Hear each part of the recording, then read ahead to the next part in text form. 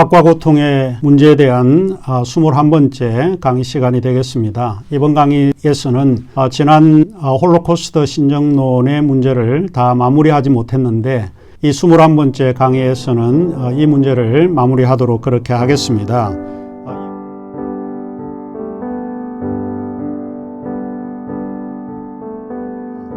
이어서 우리가 계속해서 강의를 할 텐데 271쪽을 열어주시면 되겠습니다. 이번 우리가 다루고자 하는 홀로코스트 신정론에서는 한나 아렌트의 작품을 가지고 우리가 생각을 해보도록 하겠습니다. 홀로코스트 신정론이 가르치고자 하는 것은 무엇인가? 여러 가지 대안들을 생각하고 또 설명이 가능하지 않을까 하는 느낌을 갖지만 아마도 제가 생각할 때는 안나 하렌트를 통해서 우리에게 보여주는 것이 악의 평범성에 대한 문제, 거기에 대한 의식을 일깨우는 것이 아닐까 싶습니다. 한나 아렌트는 독일의 철학자입니다. 한나 아렌트는 이 악의 평범성을 이렇게 이야기를 하고 있습니다. 다른 사람의 처지를 생각할 줄 모르는 생각의 무능은 말하기의 무능을 낳고 행동의 무능을 낳는다. 아주 간결하지만 일반적이고 평범한 사람들이 잘못을 범함으로써 야기되는 악을 의미한다라고 이야기를 합니다. 아렌트가 고발하는 인물이 바로 오스트리아 출신의 아돌프 아이히만이라고 하는 사람입니다. 그럼 왜 아이히만은 이렇게 나쁜 일을 저질렀나 하는 것인데, 아이히만에 대해서 우리가 잠시 이야기를 해드리는 것이 좋을 것 같습니다. 아이히만은 어느 면으로 보나 두드러지게 그야말로 평범한 인물이었다고 합니다. 중산층 가정에서 출생을 했고 또 그는 학교 생활에 적응하지 못해서 친지의 도움으로 직장을 구할 수 있었다고 합니다. 그는 1933년 바이마르 공화국 말기 치하의 독일에서 유태인 축출 및 학살 전문가로 활동하기 시작을 했다라고 말을 하고 있습니다. 그러니까 결국에는 유태인 학살, 축출 이와 같은 일을 하기 때문에 그가 그 시기에 아이히만은 바로 독일 유태인을 위해서, 나치를 위해서 일을 했다라고 하는 것을 알 수 있습니다. 바로 이 시기에 아이히만은 600만의 유태인 학살인 홀로코스트의 실무 책임자 위치에 있었던 인물이었습니다. 그는 1960년에 아르헨티나에서 이스라엘 첩보기관 모사드에 의해서 체포가 되었습니다. 그는 예루살렘으로 압송되어 재판에 회부되었고 수많은 학살을 자행했음에도 불구하고 줄곧 자신은 평범한 공무원이고 나치의 명령에 충실하게 따른 죄밖에 없다라고 항변을 해왔습니다. 그의 답변은 아마도 당연한 답변인지 모릅니다. 그가 유태인을 독일의 적으로 여겼기 때문에 히틀러의 유태인 학살인 홀로코스트를 열광적으로 지지했던 것입니다. 아이히만은 자신의 이상적인 신념에 따라서 유태인에게 온갖 악행을 저질렀던 그런 인물이었습니다. 한나 아렌트는 이를 지켜보면서 아이히만에 대한 평론을 통해서 자신의 철학 사상을 전개를 하고 있습니다. 그래서 오늘 우리가 이야기하고자 하는 그 책이 명저로 평가를 받고 있는 예루살렘의 아이히만입니다. 여러분에게 일독을 권하는 책 중에 하나입니다. 이 책을 읽으려고 그러면은 좀 인내심이 요구되는 책이기도 합니다. 왜냐하면 그 당시에 있었던 모든 재판의 과정이라든지 절차라든지 이와 같은 기록들을 언급하고 있기 때문에 좀 인내가 필요한 책이기도 합니다. 이 책은 안나 하렌트가 아이히만의 재판 참관인으로서 관찰한 내용을 다루고 있는 저서라고 볼 수 있습니다. 아렌트의 의도는 이 책에 부제로 지금 이야기를 하고 있는 악의 평범성을 폭로하고자 하는 것이 그녀의 목표였습니다. 이는 아이히만이 아주 사악한 그런 만행을 저지른 인물과는 거리가 먼 꽤 매우 평범한 인물이었기 때문에 그렇습니다. 실제로 아이히만은 개인적으로는 매우 친절하고 선량한 사람이었다고 알려져 있기도 합니다. 그러한 선량한 사람이 어떻게 이 어마어마한 학살을 자행할 수 있는가에 대한 의문을 제기하는 인물이 바로 철학자 한나 아렌트입니다. 아렌트가 얻은 결론이 바로 무엇인가? 그것이 악의 평범성이라고 하는 것입니다. 간단히 말해 악의 평범성은 모든 사람들이 당연하게 여기고 평범하게 행하는 일이 악이 될 수 있다 하는 이야기입니다. 악이 특별히 악마적인 어떤 것에 근거되어서가 아니라 악의 발생은 기계적으로 행하는 일에 대해 비판적으로 사고하지 않는 데서 기인한다라고 보는 것입니다. 그래서 우리가 행하는 일, 이런 거에 대해서 검열할 필요가 있고 사고할 필요가 있다라고 하는 것이 한나 아렌트가 이야기하고자 하는 내용입니다. 그러므로 악은 비판적으로 성찰하지 않은 인간 자신의 평범성에서도 그와 같은 끔찍한 일을 자행할 수 있다라고 하는 것을 고발하고 있는 것입니다. 유대인 학살에 관심을 갖게 된 결정적인 계기는 그의 이상주의에 기인한다라고 한나 아렌트는 이야기를 합니다. 아이히만은 철저하게 이상주의자였다고 합니다.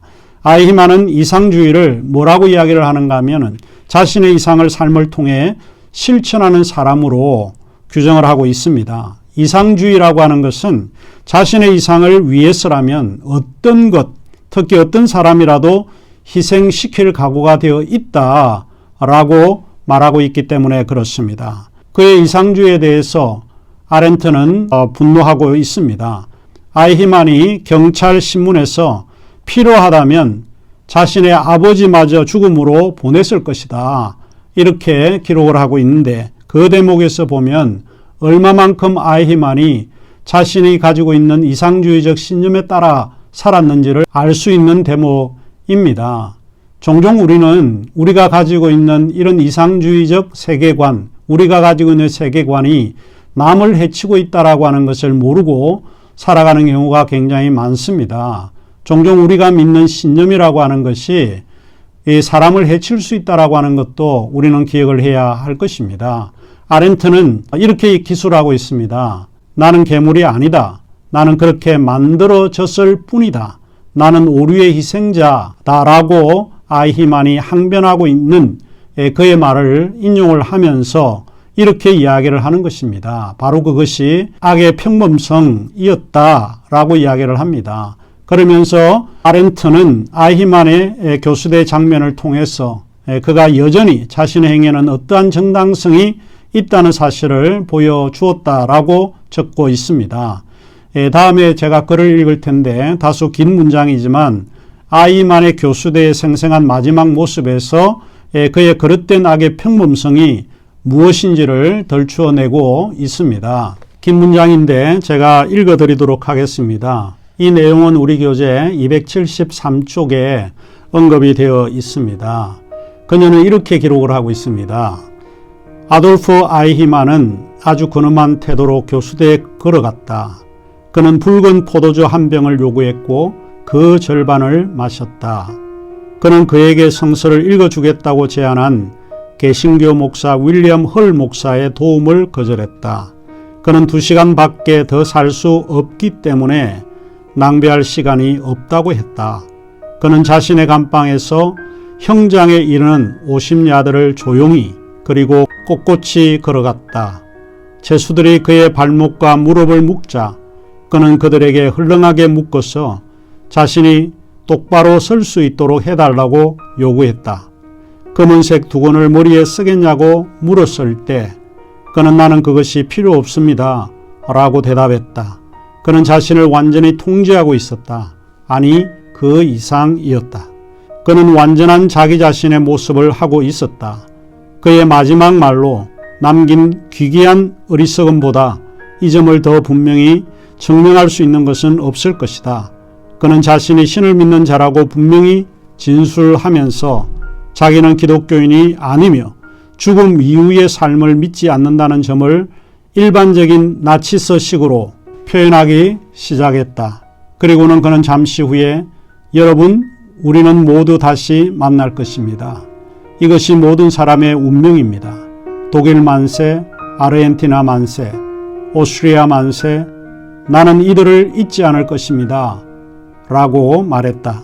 죽음을 앞두고 그는 장례 연설에서 사용되는 상투어를 생각해냈다. 교수대에서 그의 기억은 그에게 마지막 속임수를 부렸던 것이다.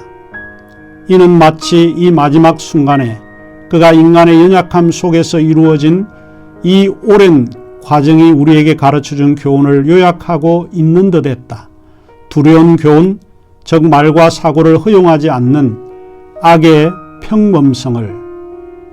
이 기록은 아렌트가 마지막 그의 모습을 기록한 것인데, 이 기록에서 우리는 아마도 그의 그릇된 이상주의가 사람을 파멸하는 것임을 보여주려고 의도했던 것 같습니다. 이처럼 개인적인 감정과 느낌을 가지고 있는 사람들이 자신의 한계와 그 자신들의 이상이 서로 충돌할 때 사람들은 자신들의 그 이상주의에 대한 그 행동에 방해받지 않는 것을 선택할 수 있다라고 하는 것이 한나 아렌트가 지적을 하고 있습니다. 자, 우리가 여기서 이제 기억을 할 것은 악의 평범성은 대학살의 경우에만 한정하지 않는다라고 하는 것을 기억을 하면 좋을 것 같습니다.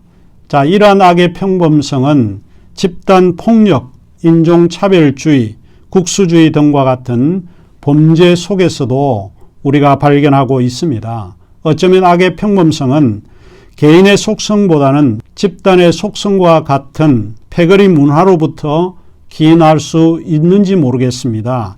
나와 너를 구분하는 패거리 문화라고 하는 것은 타인에게 비인륜적인 악행을 자행하게 하지만 아무런 죄의식을 느끼지 않게 하는 것입니다. 이는 악의 평범성의 생각이 바로 생각의 무능성을 낳는다라고 하는 것이기 때문에 그렇습니다. 그런 의미에서 악의 평범성은 전체주의와 독재체제 순응하는 집단적 생각과 너무나 일치하고 있다 하는 이야기입니다.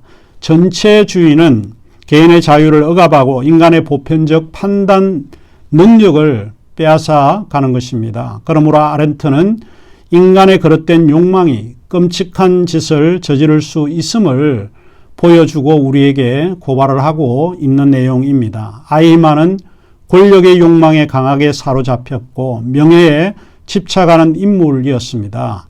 자, 자신의 목적을 정당할 수 있는 길은 반유대주의 사상이나 나치즘이라고 여겼는지 모릅니다. 여기서 이제 한나 아렌트가 우리에게 말해주고 있는 내용은 그것입니다. 결국엔 우리가 살아가면서 사고의 중요성이 상당히 의미가 있다라고 하는 것을 생각을 해야 합니다. 이 생각의 무능은 생각하지 않는 거죠. 자기를 검열하지 않는 것. 이런 거에 대한 결과가 악의 평범성을 만들어낼 수 있다 하는 이야기입니다. 자, 그러면 우리가 홀로코스트의 신정론 21번째 강의는 여기서 마치도록 하겠습니다. 다음 강의부터는 우리가 이제 다루고자 하는 내용들은 어떻게 하면 우리가 마주하고 있는 악의 문제들을 치유적인 방식으로 해결할 수 있는가 하는 것입니다. 우리는 종종 악의 문제에 대해서 이론적으로 많이 배워왔지만 실천하는 데는 굉장히 약한 부분을 보이게 됩니다. 그래서 우리 교재 이제 제 4부에 해당이 되는데 이 4부에서는 이 악의 문제를 어떻게 우리가 해결할 수 있는가, 어떻게 극복할 수 있는가, 이 구체적인 대안들을 가지고 여러분을 만나도록 그렇게 하겠습니다. 자, 그러면 우리가 22번째 강의에서 뵙도록 하겠습니다.